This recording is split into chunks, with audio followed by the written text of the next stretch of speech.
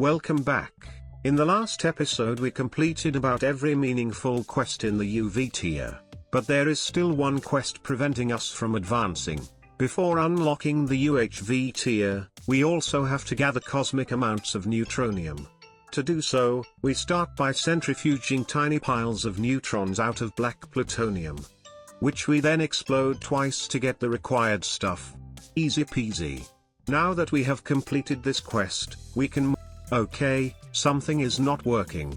The issue is probably that we still don't have enough neutronium to make any real progress. Indeed, we are making 8 ingots every 3 minutes, which would mean half an hour for each of the motors of the next tier. So, to speed up by 4 times the process, we can upgrade to UVR volcanoes. But, as you probably guessed, we can't keep them running like that. Our reactors are already working at the maximum possible load, and we have even managed to deplete some of the huge fuel rods. Now, one option would be fusion. However, the normal plasma turbines are heavily limited, and the extra large one has too low efficiency. So we would need an heat exchanger, with then an extra large supercritical steam turbine followed by a normal steam extra large turbine. Not to mention that we also want to find a good turbine regulator combo. So, instead, since we had a good time with Naquada so far, we shall try to use it in a better way. There is a reactor that can burn it while in liquid form. We just have to find the best fuel mix. And, after evaluating the options, the Mark II seems the one better fitting our needs. It's cheap and has a decent power output.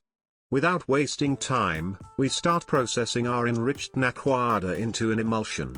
Then we refine that stuff up to a more grey solution, from which we can distill the raw ingredients for our fuel.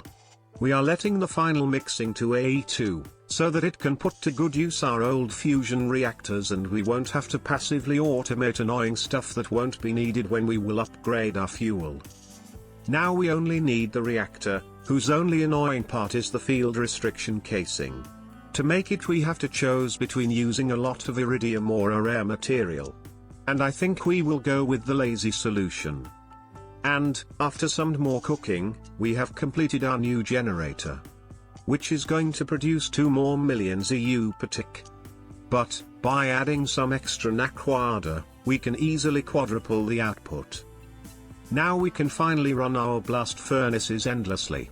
However, our central battery is now starting to look silly. Luckily, one of the quests we randomly completed gave us an energy cluster, which can be used for a more proper capacitor.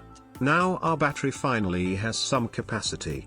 With that, it is time to finally try to make our neutronium production more cosmic. So, it is time to overhaul our EBF plant. To cook neutronium we can use 3 different versions of blast furnace.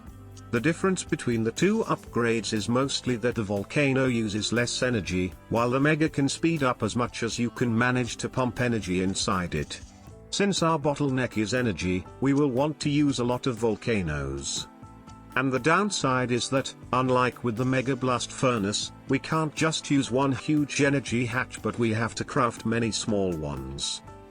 That is going to require a lot of rare resources, but, luckily, thanks to the new fusion reactors we can make those by fusion of cheap stuff. And thanks to the new maintenance hatches, we can better wall share our volcanoes. Now, feeding those machines is still going to be kind of problematic. All the upgrades we are doing in our cooking station will require hundreds of amps of the highest tier we have access to. And that would require some super thick cables and a lot of holes in our battery for the sockets. But we can use a better mean of moving power, lasers. Those are energy hatches that can move enormous amount of energy. However, they have many limitations on how you can use them. For instance, unlike normal cables, they can only go from point to point, without splitting nor bending. But, after doing some research, we have found a way of better dealing with the lasers. First of all, we are going to need a cyclotron. We need it to first extract subparticles from hydrogen. We are going to use it to isolate and catalog 8 hydrogen ions. From those, we can extract subatomic particles. And we can keep searching with our experiments until we find an anomaly. With that, we can turn normal glass into rainbow glass, which, once molded into dense plates, can reflect the high-power lasers we were using. With that, we no longer have to build huge ugly transformers in every corner of our base, we can just do spaghetti rainbow laser pipes. Also, we can now limit the power of the laser. Now that we have a lot of energy available, we can start mixing our neutronium and then proceed into cooking it. And we are going to regulate the amount we cook based on the charge level of our battery. And we shall also upgrade our vacuum freezer. First of all, instead of using normal input buses, we can use a crafting input bus, which will buffer infinite amount of items. Those can also be linked with the ones of other multi-blocks, so that they can help each other. Meanwhile, we have managed to build a lot of volcanoes. Those are all dedicated to making neutronium when our battery level is high enough. However, even 4 Naquada generators burning Mark II fuel can't keep up with the consumption. But, in case of need, we can fix that by adding to the fuel mix some liquid cryotetum, which will boost the reaction efficiency and make the generators keep up with all the new volcanoes. But the cooking process is still not cosmic enough. We get 4 ingots every 3 minutes by each furnace. To further speed up the process, we can change the gas we use to cook. Oganesson is more than twice as fast as argon.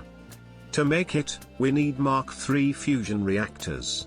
So, let's test how much the ones we built in the meantime can do. And, even with all of those reactors, it still looks like we can barely make any Oganesson. We have to find a better source if we want to use it with our volcanoes. And the only viable solution seems to be by using universally usable matter. But making it with single block fabricators won't do, we need a better solution. And that calls for a multi-block matter fabricator. And that's an expensive machine. We are going to need quite some quantum anomalies just for its glass. And that's why we are going to have 2 cyclotrons run indefinitely to farm those. And here we have our new array of expensive but fast matter fabricators. Now we have the UU matter, but we also want a good replicator to use that stuff. Which of course, is the multi-block version. And that nice looking thing is even more expensive than everything we have done so far. So, after slowly crafting all of its parts, there we have it. That thing will slowly produce massive amounts of Oganesson. But since it is also using massive amounts of UU matter, we have a level emitter to prevent the depletion of it. Thanks to that gas, our volcanoes are now producing neutronium almost 3 times faster. Now, all of that new production looks really good, but our old on-demand crafting furnaces are still slow and clogged. So, I guess we need something more suitable for such huge amount of quick-to-cook materials. Thus I shall present you our new 3 friends. In the middle we have Quickie, who does all the low-tier materials. On the right, with its 256 ZPM amps, we have Heavy, who does all the hard-to-cook stuff with the help of Oganesson. Finally, on the left, we have Mixie, the one who melts everything together into a single alloy. And the minimum we have to do to show our gratitude to our new helpers is to upgrade our Naquada fuel production. And, of course, we can also do some cleanup to make room for more Naquada reactors. And we are now close to hitting the 100 million ZU per tick.